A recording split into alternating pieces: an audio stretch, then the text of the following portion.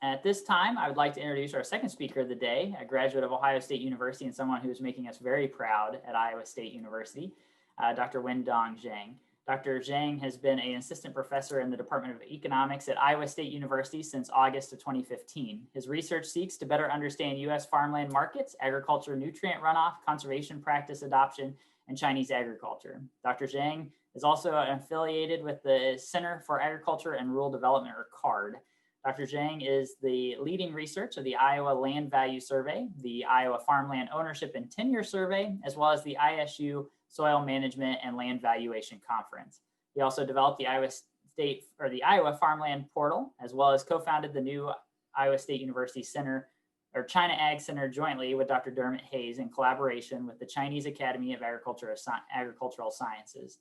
He received his PhD in Agriculture, Environmental, and Development Economics from The Ohio State University in July 2015 and holds a Bachelor's of Science in Environmental Science from Fudan University in China. Thanks, Dr. Zhang, for being here. And with this, I'll turn it over to your capable hands. Thank you, Ben. And it's really great to be here. And I really wish that we are doing this in Columbus. As Ben mentioned, I'm a proud alumni of the Department of AEDE. And I'm also happy to say that my wife is also an OSU alumni from Fisher as well. We still have the 2014 champion shirt when we beat the Oregon Ducks. And even my older one often bragged to her younger sister that she was born in a different states other than Iowa. So today I'm really happy to talk with you about focused aspects that Ian touched on a little bit more, which focused on the US-China agricultural trade. I added another phrase after the election that I think that one of the message I want to emphasize is I think China remains an indispensable trading partner of US agriculture, as Ian mentioned, that US agricultural trade is actually one of the area we are actually running a surplus when the general trade is yielding a trade deficit. And from China's perspective, this is a mutually beneficial relationship. I think one of the with increasing significance as well. So to set the stage, we want to examine when we are thinking about US-China agricultural trade, one of the unique aspects of US as one of the exporter compared to our competitors is that this agricultural trade is influenced by so many other non-trade issues impacting our bilateral relations, that we are seeing a quick deterioration between the bilateral political relations from South China Sea, Xinjiang, Hong Kong, potentially the arms sales to Taiwan, and the bickering over the origins and the containment strategy is the COVID-19 pandemic. And that really put the spotlight on the deteriorating bilateral relations. This also created the odd moment that currently when we are thinking about US-China agricultural trade, that was the main pain point in 2018 when the trade war first broke out. That's the main sore point. But suddenly now, when we're thinking about in 2020, the phase one deal and the communication between the US trade representative with the Chinese administration, that remains probably the only functioning high-level talks channels between these two countries. That being said, I think as shown by Ian's charts, that there's this US-China phase one deal, I would argue, in the light of the pandemic, become even more significant in light of the pandemic, precisely because the other channels are somewhat shut off. So the political significance and the meaningfulness of maintaining this economic dialogue through this phase one deal becomes even more important. That we can see that both countries are making concerted efforts to make sure that this trade deal is still alive, and China is actually making quite good progress, especially in recent months, in meeting these targets. I will give you more specific numbers down the road. There are a bunch of caveats. One of the caveats is that one of the former friend of the Chinese president, former governor of Iowa, is resigned and was backing on the campaign trail in October. So we de facto, we don't have an ambassador to China. It remains to be seen that who becomes the Secretary of State, U.S. Trade Representative, ambassador to China, under a potentially under a new Biden administration. That said, when you are thinking about regardless who these personnel would be, I want to emphasize that increasingly when we are thinking about the agricultural markets from crops to livestock, and this chart shows you the percent of US agricultural production that is exported to a global market. And this not just to China, but shows you that the nuts and soybean, especially the feed grains and all the other markets, are significantly relying on global market, and China being one of the critical element of the global rising demand. So take soybeans as one example, as it's a top crop for Ohio as well. So half the crop produced in the US essentially goes to the global market. Before the trade war, China buys 60% of that.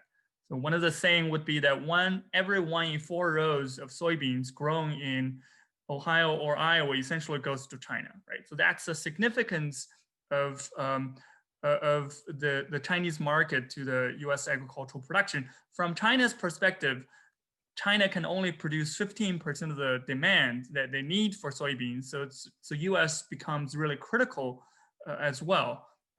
So when you are thinking about that, the phase 1 deal that Ian mentioned, USTR, US Trade Representative, just issued one report late October arguing that China has already completed 71% of this target for the 2020 target, which essentially China pledges to buy $12.5 billion more over a 2017 baseline.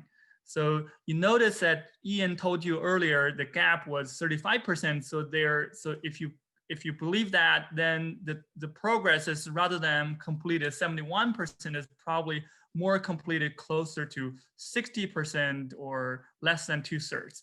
So these gap means that when USTR is calculating these numbers, they are also calculating the advanced sales and commitments, not just actual purchases. I think this practice actually sends a useful signal that when both countries are thinking about how to do the accounting for these phase 1 deal, you will see that they will count some of the unconventional products like wine and beer and infant formulas as agricultural products. When they're calculating the quantities, they will calculate the commitments into this calculation as well, right? So there are both signals, both countries are trying to make this work. I have done extensive research related to US-China phase 1 deal, especially joint with my colleague Derma Hayes. And this is one of the charts that is very similar to what Ian showed you. The red line shows you the month by month actual sales to China. And the green line is a baseline, right, in 2017, which is the benchmark for the phase 1 deal. And the black dashed line essentially is the prorated target based on the phase 1 deal adjusted for seasonality. I want to note that the phase 1 deal actually make no point about they need to make a seasonal or quarterly targets, right? But so this just for illustration purposes, the black dashed line. But you can see that the gap between the green line and the red line, so 2020 spring falling behind in 2017, that shows that impacts of the COVID-19 pandemic in China's economy, and when lockdown happened in China, that affected their ability to buy products from the US. As China gradually contained the pandemic, and the momentum has been gaining significantly, especially in recent years, blowing all the record levels for previous purchases compared to previous years, and meeting and or exceeding the expectations for the phase 1 deal target. We have done predictions of how much the Chinese agricultural imports might be for the phase one deal for the first. So legally for the first year means February this year to February next year. What we are forecasting is China will buy $31 billion. So the goal is about $35 billion. And what is noticeable is when you are thinking about the soybean exports, it's on par with the 2017 levels, which is about $11 billion. So there's the growth is not coming from soybeans. So we are seeing a similar level of soybean purchases, but record purchases for corn, pork, and beef. Right. So the pork export before the trade war was only 20% of this quantity. Right. So now we are talking about probably $2.7 billion of exports. And beef was shut out of the Chinese market between 2003 to 2017 due to mad cow disease.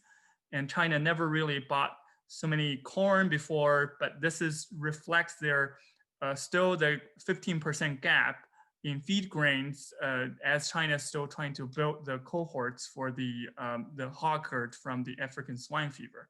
Right? So there are significant momentum going on that China it's making good progress in pushing this forward for the phase one deal.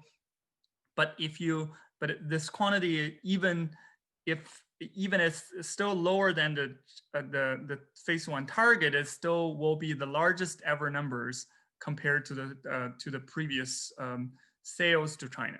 Right. So one of the things I want to make point is that when you are looking at all these sales, I mentioned that China is not likely to buy doubling the soybean imports from like they are already buying 60% of the soybean exports from the US before the trade war. So I think that the phase one deal and the change of administration that potentially offers some rebalancing opportunities when we are thinking about what sort of the US agricultural export portfolio could be to China. Rather than just focusing on soybeans, there are a lot of growth potentials for beef and proteins like beef, pork, and poultry, and retail products. So this chart shows you for each of the commodities, if China is buying from the USA, then it's shown in a yellow bar, right? So if China is buying from other countries like Brazil, it's shown in the gray bar, right? China buys about 12 to $15 billion soybeans every year, buys even more from Brazil. But when you're looking at all the other commodities, you rarely see any yellow bar, which means that China buys from other countries, but not from the US. Right? So this means that I think we have huge opportunities to take advantage to potentially have a more balanced portfolio. Politically, this will be more beneficial for China as well, that China can build good relations with poultry producers in the US Southeast and coastal states like California and Florida on fruits and vegetables, right? So even for Ohio, you can even think about for some of the non-ag products that the shale gas and the natural gas will be viewed as diversification for China away from the oil from the Middle East, and potentially that the auto industry that Tesla just opened the first wholly foreign-owned enterprises in China rather than a joint venture, right? So those are some of the opportunities we should think about rather than just to put the focus on soybeans. So Ian has already touched on this. I just want to lower the expectation on how a Biden administration might radically change the US-China agricultural relations. Largely, both countries actually think that we likely will see a bumpy relations politically between these two countries, regardless who is in the White House. And when you think about the priorities for President-elect Biden, the pandemic, the Paris Accord probably will take more priorities compared to the US-China deal. There are some reports on potentially China would like to renegotiate on what the trade deal might be. And there might be some changes in approach, like we'll see a more multilateral approach along with allies, but we may not see a huge and quick tariff rollback once we enter a new era, right? So I want to switch gear a little bit and touch on some of the fundamentals of why we still need to care about China. One of the reasons is I think commodity agriculture is comparative advantage for the US, but not China.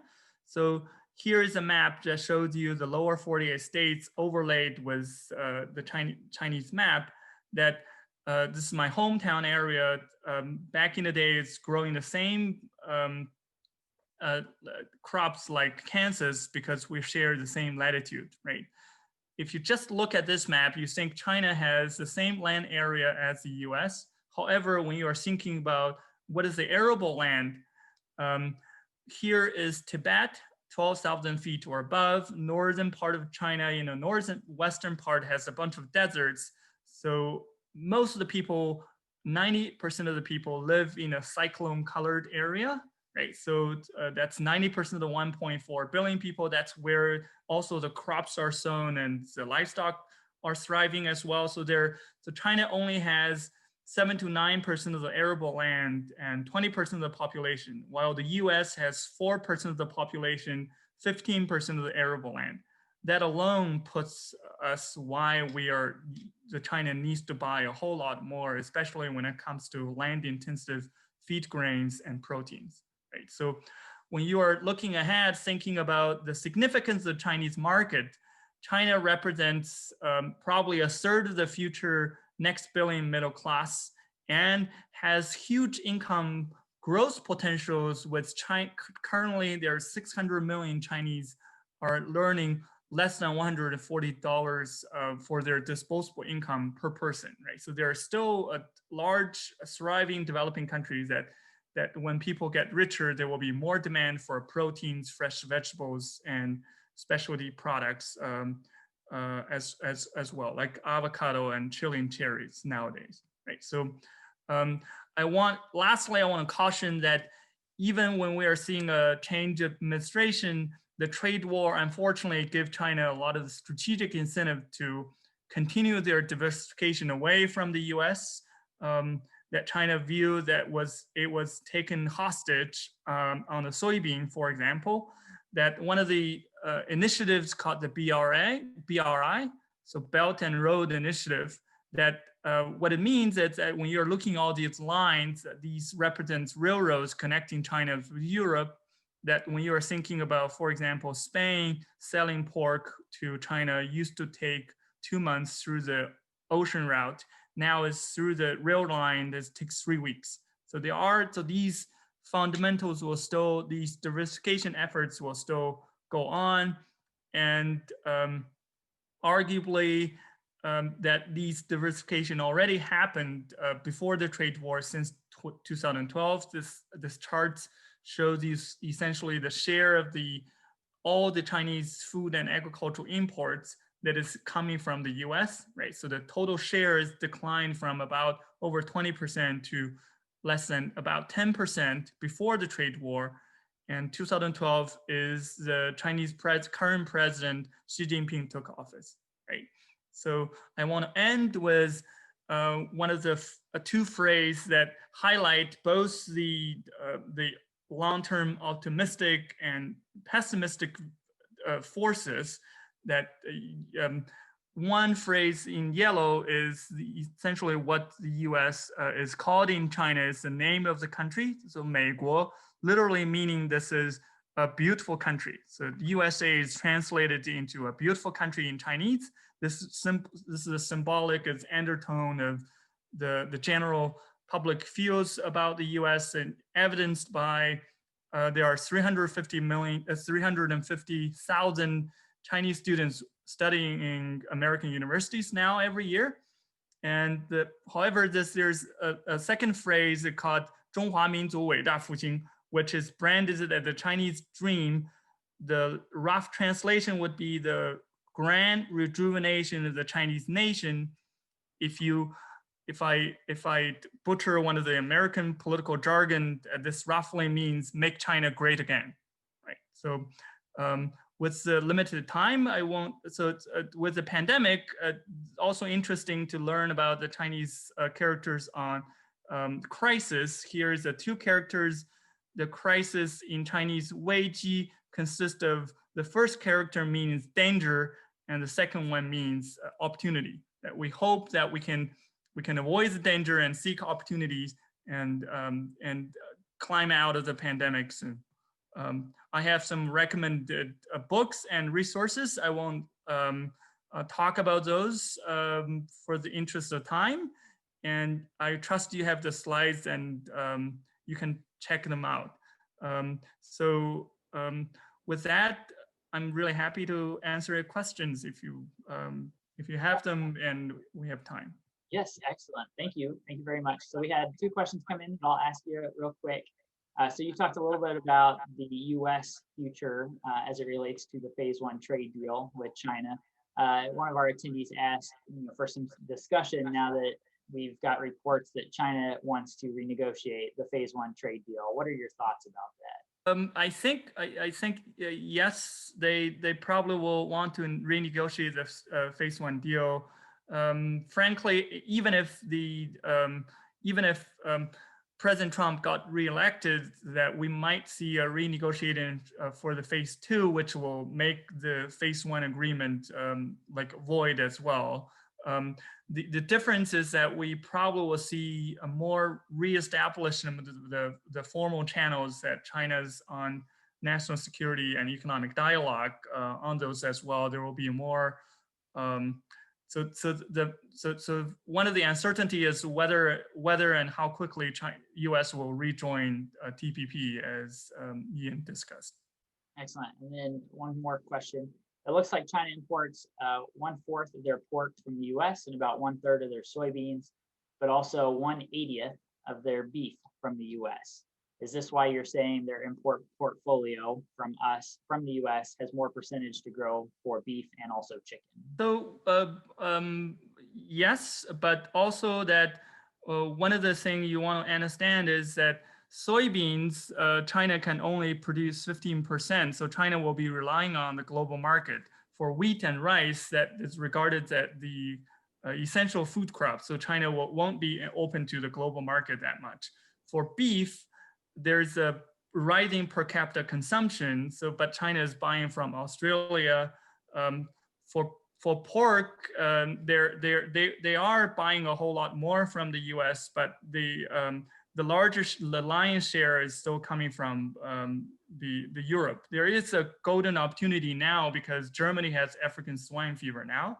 So there's a short window that we can really ramp up the capacity. But when you are thinking about a lot of the demand, especially for beef, if Chinese people get a taste of,